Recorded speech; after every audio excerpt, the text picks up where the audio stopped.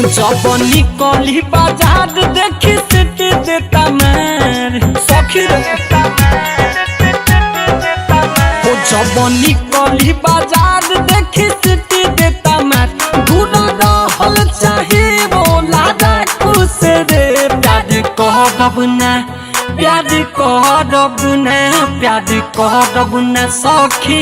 डाकू से रे ना तो दिल का तली कहियो चाकू से रे प्यार कहब ना सखी डाकू से रे ना तो दिल का तली कहियो चाकू से रे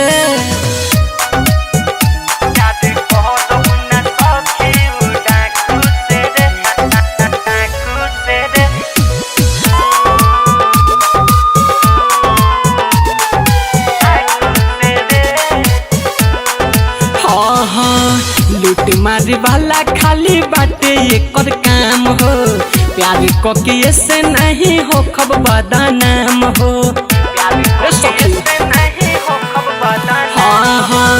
लूट मारे वाला खाली बाटे एकर काम हो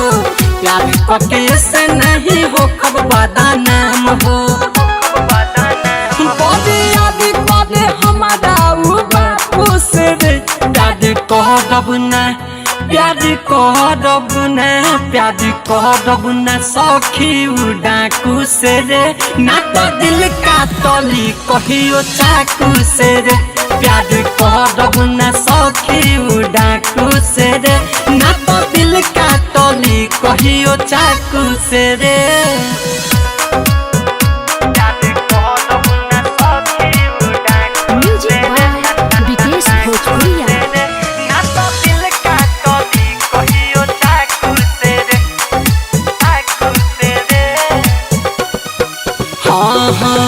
बानी के मुरेठा घूमे कके करिया चंदन कवनो के मार देता गोलू आई दन